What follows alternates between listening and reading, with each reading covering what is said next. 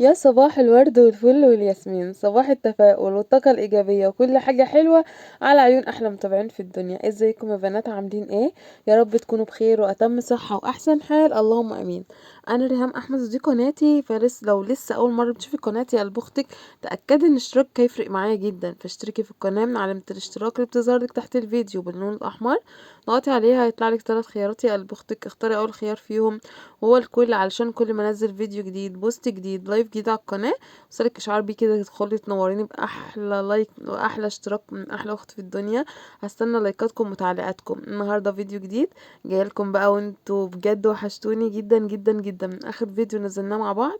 اسفه بتاخير الفيديوهات طبعا. مش كل فيديو هقول لكم بقى ايه السبب.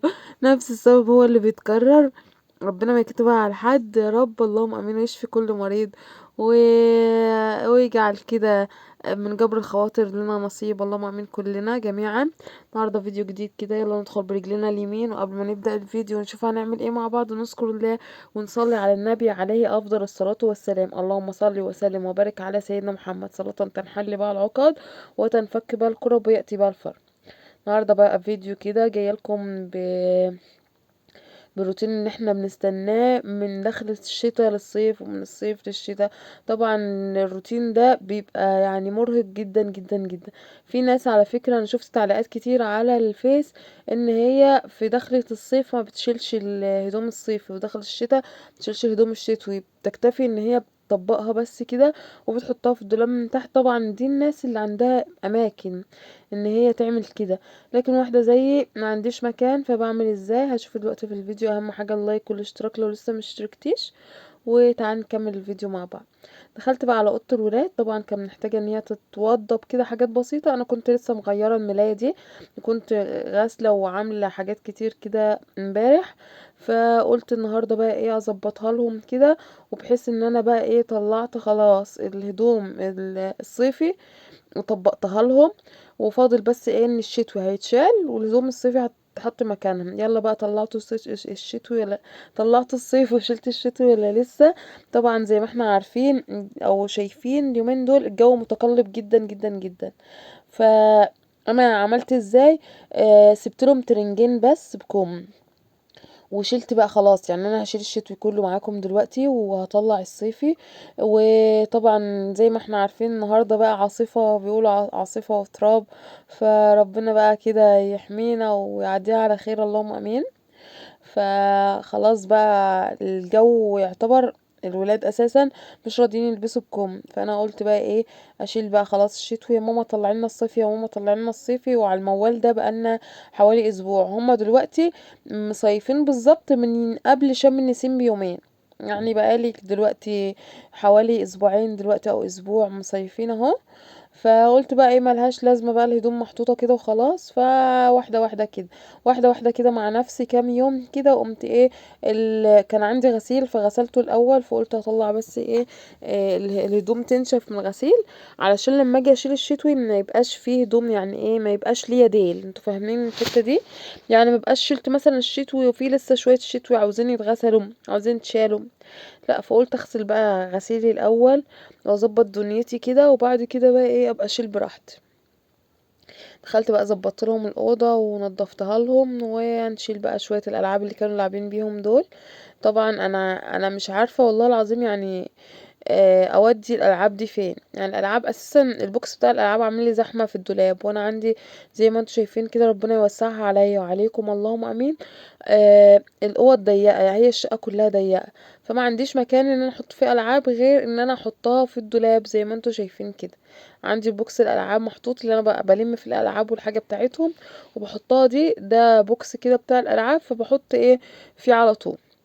فانا مش عارفه اساسا احط البوكس ده فين. لو طلعته من الدولاب طبعا هيوسع عليا كتير في الدولاب، بس الصراحه مش عارفه ايه اوديه فين.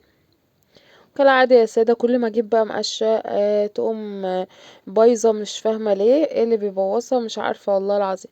فهتقولوا لي اعملي بالمكنسه، انا ما بحبش اعمل اشفط بالمكنسه. زي ما انتم شايفين اوضه الاطفال بيبقى فيها ورق، بيبقى فيها الولاد لاعبين قلم، استيكه، برايه، حاجات من دي واقعه.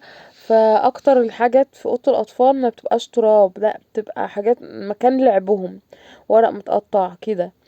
فانا بحب ان انا استخدم المقشه في الحاجات اللي زي دي، مبحبش ان انا اجيب مثلا مكنسه واشفط بقى، فهضطر ان انا اكنس الاول وبعدين اشفط تاني. طب وليه؟ هي كنسه بقى بسيطه وخلاص، يعني تحسوا ان ما فيهاش تراب اساسا، حاجات بسيطه كده. وكنت اساسا انا كنت منضفاها قريب، فروتين تحسوا ان هو ايه بسيط يعني، روتين يومنا العادي اللي احنا بنعمله. ظبطت الدنيا بقى وكنست الارضيه وكنستها كويس، شلت كل حاجه فيها. هنا انا حطيت الفرشتين دول علشان شلت الفرش اللي هنا بحطها بتبقى ايه للشتا. عندي الشنطه دي، الشنطه دي كنت جايباها ب45 جنيه، حلوه، هتشيل معايا وهتكفي معايا وحلوه يعني، مش هقول لكم وحشه. هي الماتيريال بتاعتها تحسوا ان هي مديه عارفين الشكاير، الشكاره ذات نفسها مديه ليها شويه. فهعمل ايه دلوقتي؟ اشيل بقى الشتوي كله، انزل بقى الشتوي من الدولاب، وكنت مطبقه الصيفي ومجهزاه ان هو ايه يتحط في الدولاب على طول. بشيل الشتوي، بعمل كل ترنج مع بعضه زي ما انتم شايفين كده، بحطهم متطبقين، بحيث وانا بطلع الشتوي بعد كده تبقى الحاجة متطبقة وتبقى سهلة عليا ان انا اطلعها. والشنطة دي سهلت عليا كتير، بما ان انا ما عنديش شنط من اللي هي الشنط بتاعة السفر ان انا احفظ فيها الهدوم وكده، فاشتريت شنطتين من دول، نافعني نافعني نافعني. تنفع بقى البطاطين، تنفع للهدوم اللي زي دي. كان ب45 جنيه يوميها، انا مش عارفة حاليا الصراحة بقت بكام. انا دلوقتي دي تاني سنة عليا، تاني سنة ليها عندي، يعني دي تالت سنة ليها عندي. ف... فكويسة كويسة ان هي تشيلي فيها وتحفظي فيها، حلوة يعني. بعمل ايه ازاي بقى؟ بقوم لما الهدوم كلها مطبقاها وحطاها، وبسيب لهم زي ما قلت لكم في الاول كده ترنج او ترنجين، حاجه بكم، بحيث بقى اي بقى ايه اضطرينا بقى نسافر مثلا بالليل. لان انا جيت في سنه روحنا السخنه، فكانت كان الجو في الصبح حر، كنا نازلين بسين وكده كان حر، وبالليل كان ساقعه. فانا كنت الحمد لله زي ما انا بعمل كده كنت واخده لهم جاكيت معايا بكم، وكنت واخده لهم ترنجات بكم كمان. كنا في حوالي يعني ايه، الدنيا كان محررة، كنا في شهر 4. فلقيت نفسي يعني ايه، اللي كانوا معايا ما كانوش واخدين حاجات زي دي، فالولاد بردت، فولادي انا اللي لابسين بكم، فلقيت الحركة دي حلوة. فبقيت خلاص بقى انا ماشية عليها على دايما، اسيب ترنجين بكم بحيث ان الجو اتغير، اي تقلبات جوية حصلت. مثلا طالعين بالليل، خارجين بالليل، رايحين عند تيتا بالليل، جايين مثلا متأخر قوي، كانوا نايمين عند ماما وجايباهم، بقوم ملبساهم حاجة بكم بحيث ان احنا بنركب مكنة موتوسيكل ما ياخدوش برد مني وكده. لو وصلت لحد هنا قلب اختك، بفكرك بس لو الفيديو عجبك ياريت تحط لي لايك، ولو لسه مشتركتش ياريت تنزلي تشتركي. اسفه بقى عشان انا جايه لكم والله العظيم بدور برد جامد جدا جدا جدا، يعني مش عارفه. انا بسجل لكم الفيديو حاسه ان يعني ايه، انتوا هتعرفوا صوتي مخنف شويه الخلفه اللي هي بتاعه البرد دي. فاليومين دول مش عارفه في ايه، يعني انا بطلع من حاجه بدخل في حاجه، اطلع من حاجه ادخل في حاجه. حاسه ان انا تعبانه على طول، مفيش يوم يعدي كده غير وحاجه جديده جد عليا، تعب جديد. فالحمد لله يعني، الحمد لله على كل حال. كده بقى كنت بشوف الصيفي، بشوف بقى ايه اللي هو مثلا صغر عليهم، اللي هو مش هينفع يتلبس تاني كده. كده كنت خلاص خلصت بقى ايه تطبيق الصيفي كله، وجهزت كل حاجة وشلت الشتوي، وبشوف الهدوم اللي صغرت عليهم اللي هي مش هتنحط اساسا في الدولاب خلاص، فبقوم مستغنية عنها بقى ايه مديها لولاد اخواتي. احنا متعودين ان احنا ناخد من بعض، يعني مثلا انا اخد من اختي، قد اختي، إيه الحاجات دي يعني ايه من ده لده لده، بتبقى حاجة حلوة يعني، حاجة عادية. ومعودين ولادنا على كده، ان انت مثلا ممكن تلبس هدوم بنت خالتك، هدوم من حد قريبك. ده على فكرة مش حاجة وحشة ان احنا نعمل حركة زي دي، لا احنا بنعود الولاد ان احنا اخوات، تقدري تلبسي اي حاجة متاحة ليكي من مثلا من حد قريب، من حد قريبتك او حد قريبك كده يعني.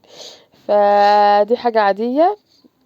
فشلت بقى كل الحاجة اللي هي صغرت على ريماس، وبشوف برضو الحاجات اللي صغرت على احمد، وظبطت الدنيا بقى وهرص كل حاجة، وشلت بقى الايه كل اللي كان محطوط في الدولاب اللي هو هينفع برضو ان هو يتلبس معايا في الصيف، زي الهدوم الخروج وكده.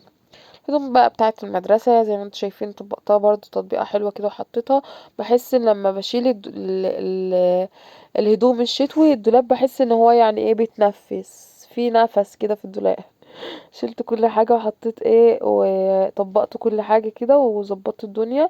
هظبط برضو الضلفة بتاعة احمد دي، هشيل برضو كل الشتوي واسيب له برضو الصيفي، واشيل بقى الهدوم اللي صغرت عليه. نفس الضلفة اللي انا عملتها في ريماس، نفس اللي عملته في ضلفة ريماس بعمله في ضلفة احمد على طول يعني. لو بقى تعرفوا اسم علاج او دواء يعمل مفعول بقى للبرد، لان بجد انا حاسة ان انا بتعذب اليومين دول يعني. سيلان في الانف او في المناخير، مع وجع في الدماغ، مع كله. استخدمت اللي هو الكونجستال، واستخدمت البروفين بلس والحاجات دي، مش جايبه اي نتيجه معايا. فلو حد بقى يعرف بقى من المتابعين بتوعي او اللي بيتفرجوا عليا دلوقتي، يا ريت تكتبولي في التعليقات اجيب ايه، عشان والله العظيم اختكم يعني جايبه اخرها متدمره. هعمل بقى ايه؟ هشيل بقى، شايفين الشنطة واخدة معايا قد ايه؟ فيها مساحة ان انا ايه احط كميات هدوم يعني. يعتبر هي بتاخد هدوم احمد وريماس الشتوي كله، لان الشتوي طبعا تحسوا ان هي بياخد مساحة عن الصيفي. فخدت هدومهم الشتوي كلها من اولها لاخرها. لما باجي احط فيها الصيفي، بتاخد الصيفي بتاع ريماس واحمد، وبتاخد هدوم باباهم كمان معاه او هدومي كده. يعني المساحة بتاعتها كبيرة، بتاخد يعني ايه كمية فيها، لان طبعا الصيفي ما بيبقاش قد الشتوي، الشتوي بيبقى واخد حيز ومكان والنفخة بتاعت الهدوم وكده. هشيل بقى كل حاجة كده واقفل الشنطة، وارجع هنا لضلفة احمد ارصها له بقى كده واظبطها له، بحيث بقى ايه يبقى الدولاب كله من اوله لاخره كده اتظبط. وشلت كمان الدفايات بتاعه السراير، بعدتها عن الدولاب ليه؟ علشان الاقي مساحة في الدولاب كده ان هو يبقى فاضي، ان انا احط حاجات بقى واستخدمها لاي حاجة تانية. اظبط الضلفة كلها. وده كان شكل الدولاب النهائي بعد ما خلصت. ودي ضلفة احمد كلها كده، وحطيت تحت الملايات بتاعة الاطفال كنت مطبقتها برضو وظبطتها وظبطت الدنيا كلها. ودي الضلفة بقى حطيت فيها البرانس بقى البورنوس، وحطيت فيها كمان قلت احط فيها المكنسة تبقى برضو ايه متاخدة كده علشان برضو المكان اللي بتاخده. ودي ضلفة رماس. وهنا كنت شايلة بوكس الالعاب وظبطت تحته. وبس كده الفيديو بتاعنا يكون خلص. يا رب بقى يكون الفيديو عجبكم، ولو لسه مشتركتوش في القناة تنزلوا تنوروني كده وتشتركوا. استنوني في فيديو جديد. دمتم في رعاية الله.